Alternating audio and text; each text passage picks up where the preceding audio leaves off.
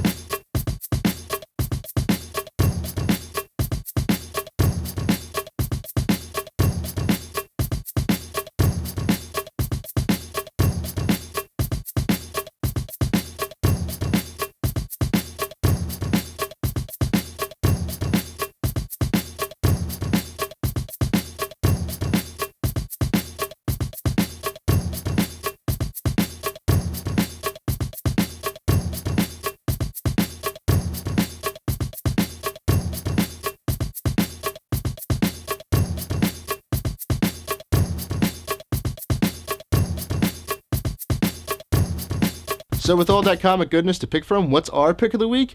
It may have been a rough origin, but Mark Millar and Tommy Lee Edwards' Marvel 1985 has shown that the story idea was sound. The first two issues have done a great job at setting up the story, which basically takes place in our world back in 1985. Or should I say the world that we all would have wanted to live in as kids? One where the heroes and villains of Marvel Comics literally walk off the page and invade our reality. We expected the series to be more over the top like Millar's other projects at the moment, but we're happy to say that the story has taken its time to unfold and set the stage without too many cute nostalgia moments. If you haven't picked up Marvel 1985 yet, grab the first two along with number 3 out this week. Hi, I'm Nick, and here are your headlines for Tuesday, July 15th, 2008. There's been quite a bit of news since our last Variant Edition Tuesday, and our first news bit is one that we don't ever like to report. On June 27th, Michael Turner, a true superstar of comics, lost his years-long battle with chondrosarcoma, a rare form of bone cancer. It's unlikely that anyone watching this show would be unfamiliar with his work. Starting at Top Cow and later forming his own company Aspen, he most recently signed a cover deal and 6-issue project with Marvel after coming off a very successful run at DC. His death coincided with the beginning of this year's Wizard World Chicago, and fans and pros alike gathered to remember Turner while artists gave their time to sketch and donate proceeds to the American Cancer Society and the Make-A-Wish Foundation. Michael Turner was only 37. Okay, there's no real way to segue onto other news after that. We wish our condolences to Turner's friends and family, and we look forward to some of the final pieces that he completed before his death, including a variant cover to the upcoming Uncanny X-Men number 500. It's the week before the San Diego Comic-Con, so that's not a stretch to say that the news has been a little light since Wizard World Chicago. Most companies use the world-famous comic and pop culture convention to announce their big projects and set the agenda for the next 6 to 12 months. But there has been a few tidbits to get out there. Invincible is going animated. After word earlier this year that the movie option has returned to creator Robert Kirkman, expect Invincible to show up on the small screen.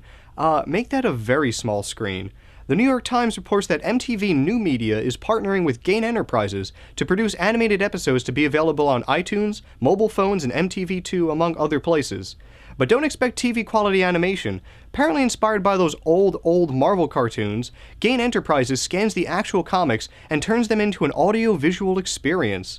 So look for zooming comic panels, pop-up dialogue bubbles, and sound effects. Expect a preview of the first 6 installments at Comic-Con. This marks the second Kirkman property to get animated, the first being the little-promoted Battle Pope animated on Spike.com. Alright, speaking of comics and moving pictures, let's check in on some comic-related movie news with Lewis. Thanks, Nick. The news seems to be divided between pre-Dark Knight and post-Dark Knight. Pre-Dark Knight, Hellboy reigned supreme at the box office this weekend with a $35.9 million opening, proving that the big red guy is even more popular the second time around. The first Hellboy opened to only $23 million. We bet that Sony Revolution Studios is seeing red. They decided to pass on a sequel and pave the way for Universal Pictures to scoop up Hellboy. Alright, so what's next? Maybe a little Lobster Johnson. Marvel isn't content to own the multiplexes with its superhero adaptations. It's also set to have quite a presence on the small screen with direct-to-video fare like the upcoming Young Avengers and Hulk vs. videos, and Wolverine and the X-Men and Iron Man set for cable. They've been slowly releasing teaser trailers and are planning to premiere the shows at San Diego. X-Men will have a traditional 2D animation style, while Marvel is looking to go more high-tech with Iron Man with a full 3D CG animated series. Eric Powell reported last week that The Goon has been optioned by David Fincher to be adapted into a computer-animated film. Yes, that David Fincher. The Fight Club director will produce, and Blur Studios will handle the animation. Dark Horse will then shop the movie around the studios. So, Iron Man, The Incredible Hulk, Hellboy 2, and even the somewhat related Hancock got the summer started. But things really kick into gear with the July 18th release of The Dark Knight. Midnight screenings are selling out across the country, and theaters have been scrambling to add 3 a.m. and even 6 a.m. screenings. We're predicting The Dark Knight to be absolutely huge. Early reviews are exceedingly positive, with Oscar buzz already rumbling for Heath Ledger's portrayal as the Joker. We don't have anything new to add other than that we plan on seeing it like all the rest of you this weekend, and expect a full review next week. Back to you, Nick. Thanks, Lewis. Boom Studios, that same Boom that made great inroads with retailers by giving away the entire first issue of Northwind #1 online the same day the comic hit shops. Well, they're up to more web-related publishing. They have launched a new webcomic initiative on their site. It seems to be a move to promote their print editions, much in the same way that Marvel Comics used to have free previews of some of their big releases online, rather than a free comic web portal. But it's still early. The only thing we can predict is the retailer response. Okay, so the actual comic news is a little light this week. We'll be tracking the pre-announcements from Comic-Con for next week's show, and then very carefully taking notes on all the announcements from San Diego in the 2 weeks following Comic-Con. Up next, some first looks at comics set to ship this week. So it's been a while, but as you know, me and Lewis are on screen, which only means one thing. That he's gay. Yeah, I was gonna say love scene. No, it's actually first looks. Oh. And, never. But yeah, you took a look at a dead character, Captain America. Not so quite dead. Actually, yeah, he is dead. But there's a lot of guys running around as Captain America right now. You got the former presidential, what is his name again? John Kerry? The Grand Director from the 50s. And the Captain America from the 1950s running around as Captain America has been brainwashed by Dr. Faustus. Meanwhile, Sharon's trying to escape the facility. She's going at it with Sin, the Red Skull's daughter. Bad things happen right there. You gotta turn to the last page. Big shocker right there. A huge fight between Bucky and the new Captain America / the Captain America from the 50s / the Grand Director / 8 other characters who he is. Really, so there's like 10 guys running around thinking they're all Captain America right now. It's one guy, but he embodies 10 guys. So yeah, it's crazy right now. It's kind of like Fight Club, where it's like you don't know, somebody's talking in your head and you don't get it to the end of the movie. It's like, oh wow, he was in your head. It's like, so there's one rule of Captain America: you don't talk about Captain America. Basically, yes. All right. Well, Sin entices me and makes me think. Sin, does she? Never mind. No. X-Force. We both took a look at X-Force this week. Yes, issue 5, X-Force. You see the return of the great X-Force. X-Force. That's the Spanish way to say it. X-Force. So the great return of Archangel here. That's the free enchilada coupon. Yes. He's reverted back, as from what I read. If I read it correctly, he reverted back to being Archangel, and he's very angry about it. He's screaming, "They took my wings." I gotta tell you, I haven't read X-Force in a while, and I picked up this book and I was like, what? Archangel's not Archangel with feathery wings, he's got metal wings, and these other guys who stole his wings to make wings? Yeah, this is what happens when you fall behind. And there's two groups of pacifiers? What? Apparently, not pacifiers, sorry, cleansers. The purifiers. Purifiers, not pacifiers. Pacifiers are for babies. Way different things. Purifiers are to kill mutants. Apparently, slight difference. Bastion is double-crossing, or someone's double-crossing the Purifiers, and the real Purifier leader is coming to take out Bastion. And Bastion is that, the dude with the red eyes. I think he has some kind of psychic powers. Yeah, no, but I'm saying he wasn't always Bastion. He was the white dude with the pink face. Forgot his name. Totally blanked on his name right there. This is what happens when you record things live. Patrick from SpongeBob? That's it? No, not Patrick from SpongeBob. He wasn't. He's just pink. He's not white. He's the big Sentinel from the future guy. He's Kirby. not Bastion, apparently. Kirby. Oh, okay. Nimrod! There he is. Nimrod is the name of the Sentinel for the future who's going to kill all the mutants, and he's using William Stryker as a puppet. Yes, well, they resurrected William Stryker with that weird technology from that weird creature from that planet. Enough talk of Nimrod, though. Yeah. Let's talk about another Nimrod. Iron Man! Yeah, huge Nimrod. Iron Man! Yes. Again, this is what happens when you don't read a comic for a while and you decide, I'm going to read Iron Man. What the hell is going on? There's nuclear attack in Europe or Kyrgyzstan, and at the same time, there's this dude who picked up this weapon that S.H.I.E.L.D. used to work on, but they're not working on it anymore, so he starts working on it. Some guy named Weir, and he bonds with his machine to become the Kill Brain something. Overkill Machine Man. Something. It's a machine It's a that good name. its weapon, its primary weapon is that it can activate and turn on the enemy's weapons. So kind of like, the bad factory effect of, your gun going off in your face while you're playing with it. Yeah, basically, but he uh, makes it happen on purpose. So, like, Wow. Iron Man suits are just totally covered by this thing. Whoa. So, yeah. Pretty serious. Funny how you always try to take away Iron Man suits. Yeah. Not the Spiffy and suits clean Armani suits. ones. Don't kill the man, The metal because that'd ones. be too easy when he's just walking around as Tony Stark. Kill Iron Man's suit, because he can't reprogram that. Yeah, it hurts his Or feelings. can he, as we discovered in this issue? Sorry, issue. But yeah, so Nimrod is back as Bastion. That's important to know. There's 100 Captain Americas running around. 100 Captain Americas running around right now. Who don't talk about the other Captain Americas running around right now. And yeah. Yeah, that's all they're going And to Angel lost his wings. Angel lost his wings. Oh. Later.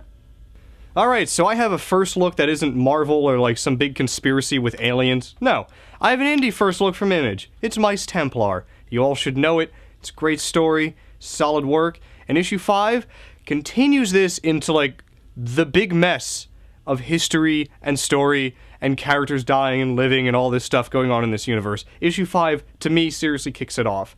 Because in this issue, you realize that, the entire time that Carrick has been with Pilot and going through, going from his ransacked village to the Great Ash Tree to get counseling and all this other stuff for the Templars, you realize that pretty much everything Pilot was saying either was a really, really bad, messed up lie or kind of the truth distorted that seemed like a lie.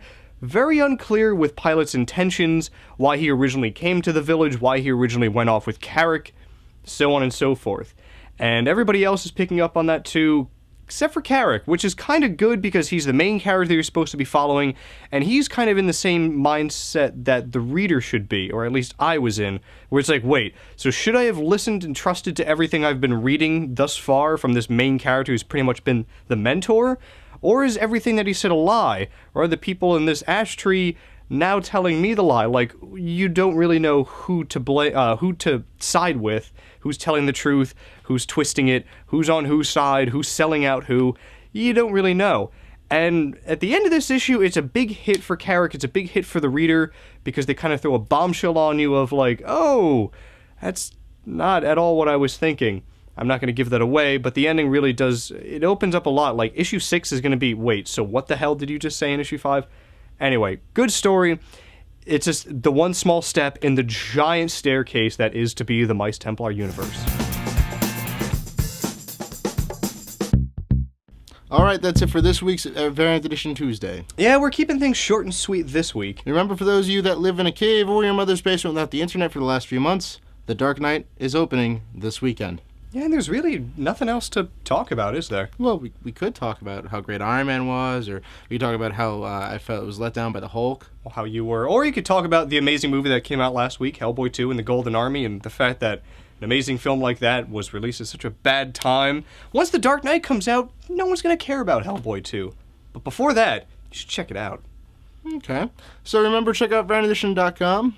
Yeah, we have links to all the ways you can watch us or download us, including iTunes, YouTube, VO, or our high-res feed from Blip TV, or the broadcast quality BitTorrent-powered version from Views. And as usual, Classic Comics in Rahway, New Jersey is still your friendly neighborhood comic shop. And coincidentally, where we shot this episode and just about every episode of Variant Edition. Want to know how you can save up to 20% on your comics like we do? Check out ClassicComics.com for more information about the shop. Yeah, that's it for this week. See ya next week. More news on Batman to come. All right, and there goes Lewis. My leg is like on fire. Is he the fire starter?